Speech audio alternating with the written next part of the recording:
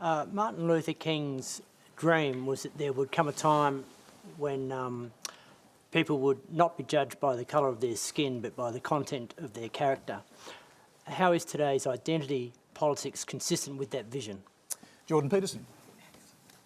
Well, I don't think it's consistent with that vision at all. I mean, the problem I have with identity politics as a mode of philosophical apprehension is that it's predicated on the idea that the appropriate way to classify people is by their group identity, in whatever fragmentary formulation that might take, in the multiplicity of ways that people can be divided into groups.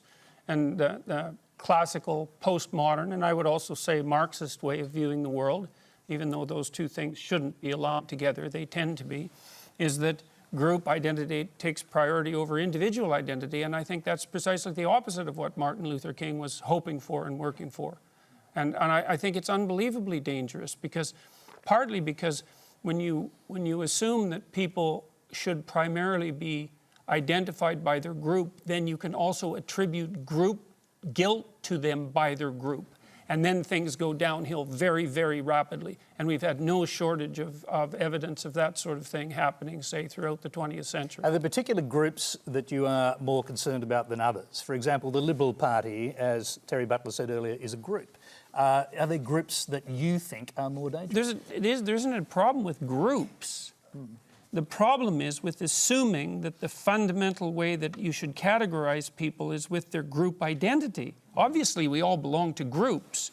The issue is whether or not the individual identity is primary and the group identity is secondary, or the group identity is primary and the individual identity is secondary.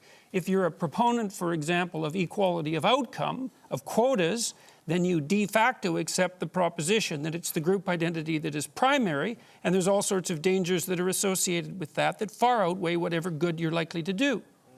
Okay, well, maybe you're just... Go ahead.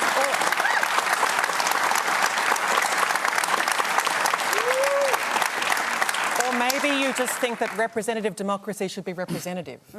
Maybe you just think that women should be equally represented in the decision-making fora of our nation. Maybe that's really just about having proper equality in a body that's meant to be representative. Well, I do believe that women should have... I don't understand your question, I guess. I guess you don't. That's pretty obvious, unfortunately. Well, how about if you phrase it more clearly, instead of just insulting me? Look at it this way. Let's talk about quotas for a minute.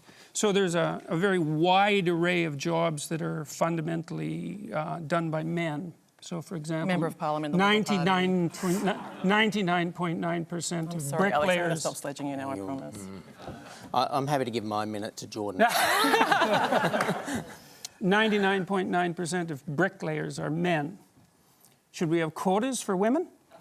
Is bricklaying representative democracy? That has nothing to do with the question. The question is if there's evidence of structural inequality and oppression because women aren't precisely represented at 50% in all professions at all levels, then why don't we have a conversation about having women represented in all professions at all levels? Well, why do we talk about the C-suite, for example? Why do we talk about politics and positions of power? Why don't we talk about it across the board? Okay, so let's just pause and... yeah, but that's because it's power. You pose a question to Terry Butler. Go ahead and answer it, then we'll hear from the other panellists.